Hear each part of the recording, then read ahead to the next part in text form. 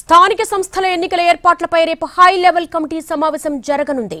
CS DGP Panchayati Raj principal secretary Panchayati Raj సెక్రటరీతో భేటీ కానున్నారు రాష్ట్ర ఎన్నికల కమిషనర్. స్థానిక సంస్థల ఎన్నికలు ఎన్ని విడతల్లో నిర్వహించాలి అన్న అంశంపై చర్చించనున్నారు. ఆర్ఓ ఏఆర్ఓలకు శిక్షణ, ఎన్నికల నిర్వహణపై చర్చ జరగబోతోంది. స్థానిక సంస్థల ఎన్నికల ఏర్పాట్లపై రేపు హై లెవెల్ కమిటీ సమావేశం జరగబోతోంది.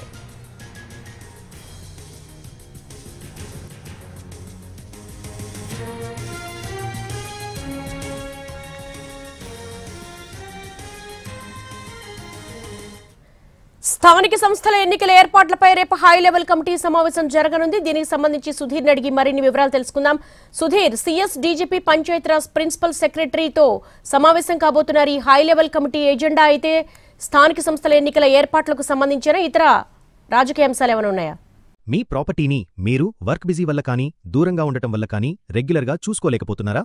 ల్యాండ్ గస్తీ కంపెనీ మీ ప్రాపర్టీ దగ్గరికి రెగ్యులర్గా వెళ్లి చెక్ చేసి photos, videos, land measurements, legal updates ఇస్తుంది. Rental, repair service also available. Contact us 8977782303. స్థానిక సంస్థల ఎన్నికలకు సంబంధించి ఏర్పాట్లు చేసేందుకు రేపు ఎన్నికల కమిషన్ హై లెవెల్ కమిటీ సమావేశాన్ని ఏర్పాటు చేసింది.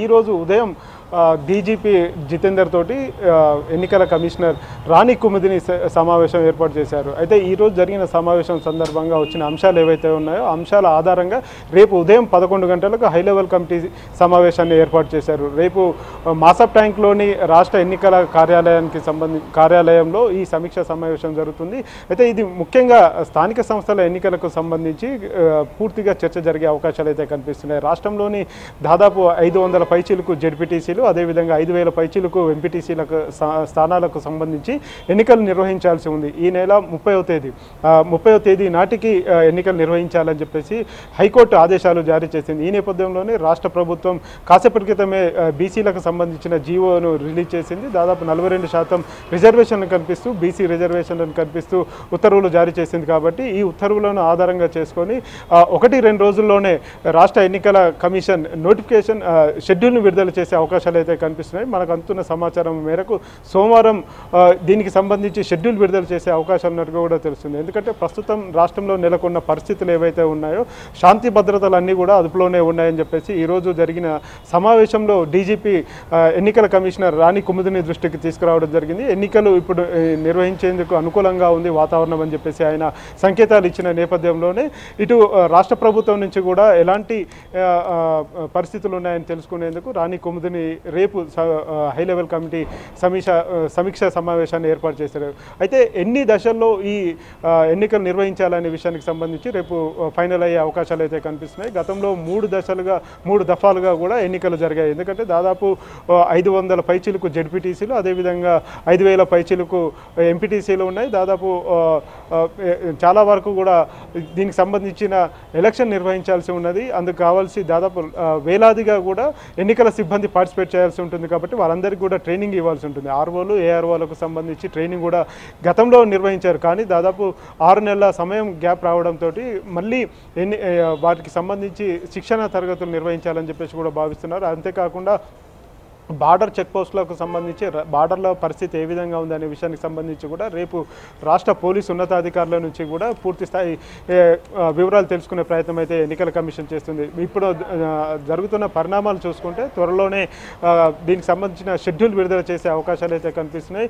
మొదటగా ఎంపీటీసీ, ఆ తర్వాత జెడ్పీటీసీ, ఆ తర్వాత సర్పంచ్ ఎన్నికలు నిర్వహించేందుకైతే ఎన్నికల కమిషన్ ప్రయత్నాలు చేస్తున్నట్టుగా కూడా తెలుస్తుంది. మొదటగా రిజర్వేషన్ల ప్రకారం జరిగే ఎలక్షన్స్ ఏవైతే ఉన్నాయో ఎంపీటీసీ, ఎంపీటీసీలు ఎక్కువ స్థాయిలో ఉంటాయి, వేల సంఖ్యలో ఉంటాయి. కాబట్టి ముందుగా ఎంపీటీసీ ఎన్నికలకు సంబంధించి నిర్వహిస్తారు. ఆ తర్వాత జెడ్పీటీసీ ఎన్నికలు నిర్వహిస్తారు. ఆ తర్వాత స్థానిక సంస్థలు అంటే సర్పంచ్ ఎన్నికలు, ఆ తర్వాత వార్డు మెంబర్లకు సంబంధించి అంటే సర్పంచ్, వార్డు మెంబర్లు ఒకేసారి జరుగుతాయి. కాబట్టి ఆ విధంగా ఎన్నికలు నిర్వహించాలని చెప్పేసి ఎన్నికల కమిషన్ భావిస్తున్నట్టుగా కూడా తెలుస్తుంది. అయితే ఎన్నికల కమిషన్ ముందుగా తీసుకున్న నిర్ణయం ప్రకారం కావచ్చు, అదేవిధంగా రేపు అధికారులు హై లెవెల్ కమిటీ ఇచ్చే రిపోర్ట్ ఏదైతే ఏదైతే ఉంటుందో ఆ రిపోర్ట్ ఆధారంగానే ఎన్నికలు నిర్వహించాలనే విషయానికి సంబంధించి ఒక క్లారిటీ వచ్చే అవకాశాలు అయితే కనిపిస్తున్నాయి.